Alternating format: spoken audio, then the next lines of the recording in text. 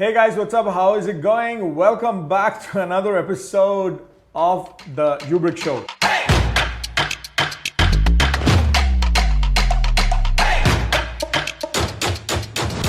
Myself, Sheyaf and Monash. So, what's up, guys? Hope you all are having a great week. We've been quite excited about the feedback that we've been actually receiving on the past two episodes.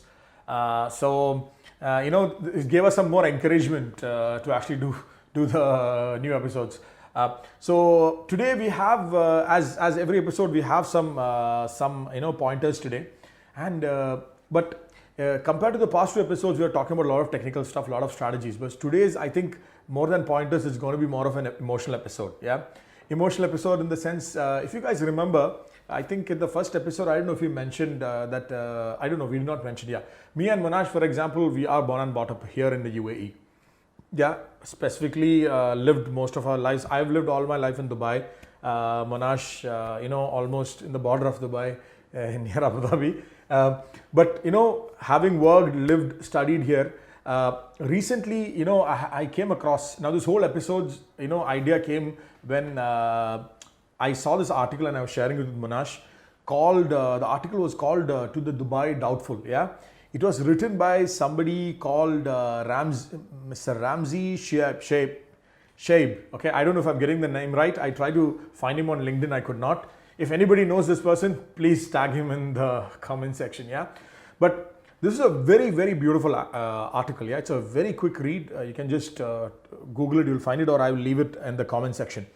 So in this article, this person speaks about his journey, in the past couple of decades that he's been in UAE, okay, especially he's talking about Dubai and how he came to Dubai, and in these 20, 30, 35 years, how he's seen it, flourish and grow.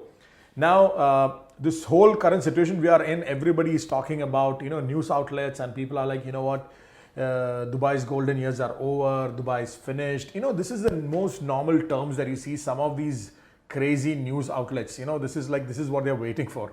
So today, for me and Monash, we wanted to actually, give out some positive vibes, okay, about Dubai, like being here in the business, being in Dubai, a lot of, our companies, our families, all of us, we have a lot connected with Dubai. So looking back, yeah, now this is the coronavirus pandemic that is actually going on.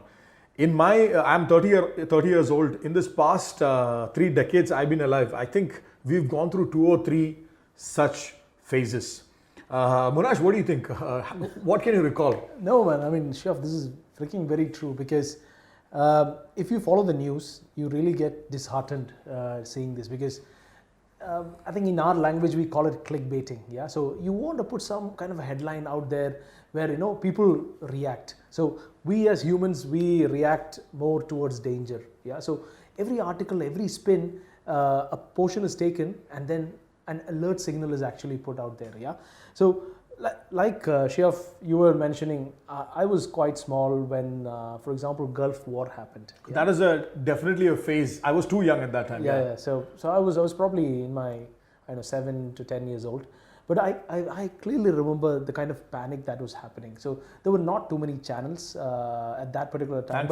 Thankfully, yeah. So, and no internet and social media also? Yes.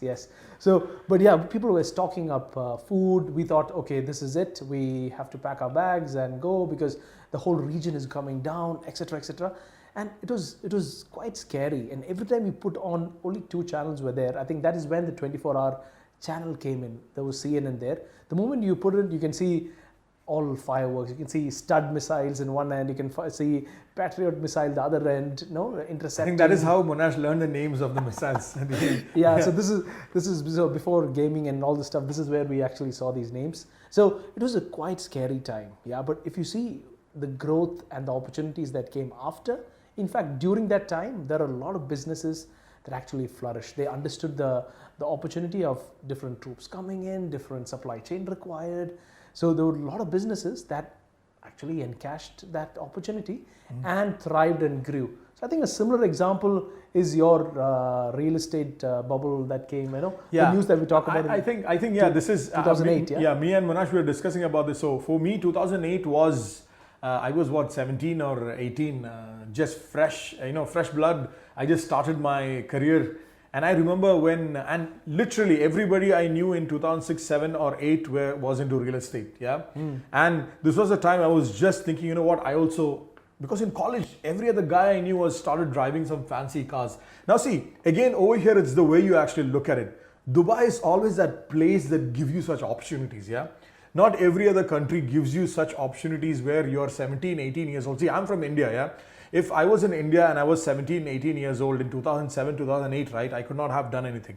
But by the age I was 19, I was working in a massive corporation. I was doing very, quite decent for myself. Yeah. So coming back to the point of 2008 recession, I remember seeing the news, right, Monash? We all have seen it.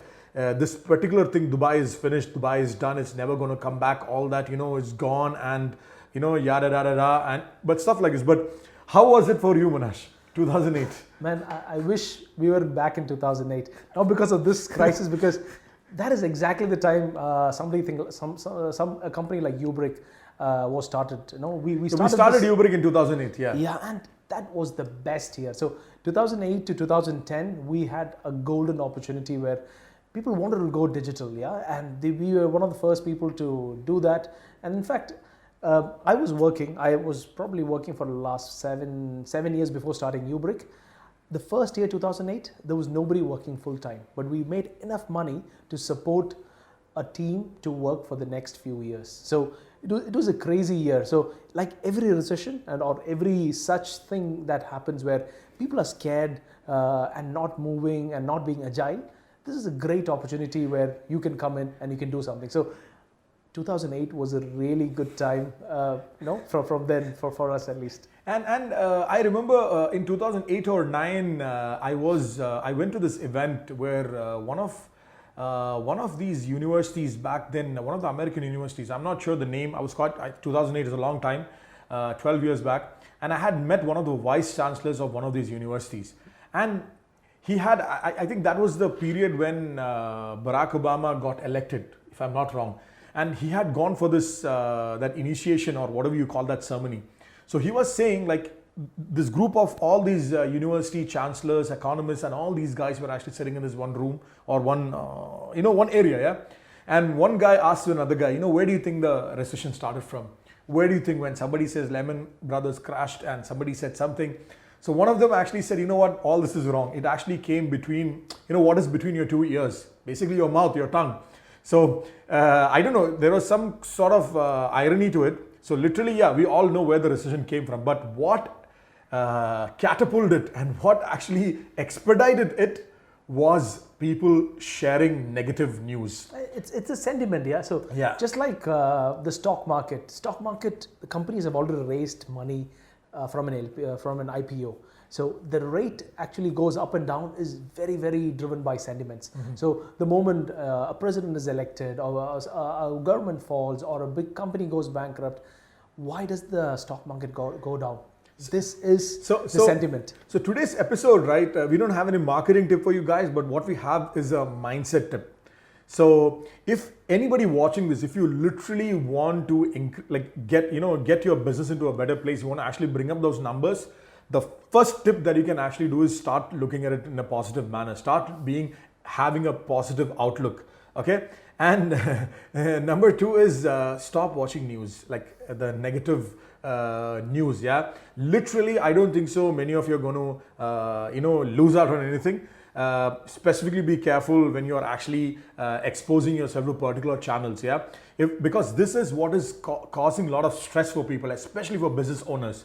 Because I know 3 to 4 weeks back, I was in a call, and the first thing when the call started, one of the people said, how bad or when the full recovery is going to be for Dubai. Okay. Now, this is something which is there on the news a year or two. See, I can either look at this news and actually think, I'll wait for 2 years, or I can actually start from today. I don't need to wait for 2 years for recovery of my business. So similarly, if just imagine, you've heard of the concept of herd immunity, for example. Just imagine if we had this kind of herd mindset where everybody thinks like this, at least in Dubai. At least if 5 people can think like this, I'm sure another 50 will continue. Definitely. And definitely stay away from people in your circle who are always going to just, talk you down, like, hey, don't do this, don't do that, business is bad.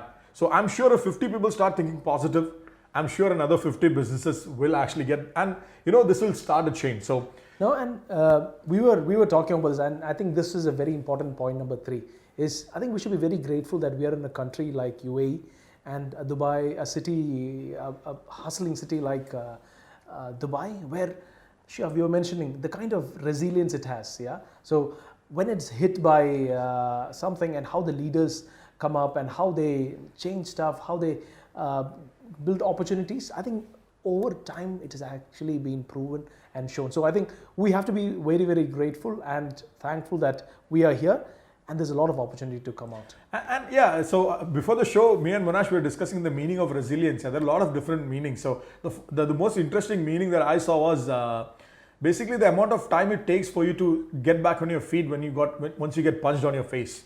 Yeah. If that is an example. Very, very practical one. Yeah, very, very practical one. But just imagine, so the time that Dubai usually takes to bounce back compared to many other places is quite fast. So again, guys, the number 1 tip for today's episode is let's be positive, and let's start, let's stop, sharing and even, spreading all this unwanted news, guys. So anyways, guys, hope you guys like this episode. Let us know what do you think. And we will see you in the next episode. All right. All right, guys. Take care. Have a good one. Bye-bye.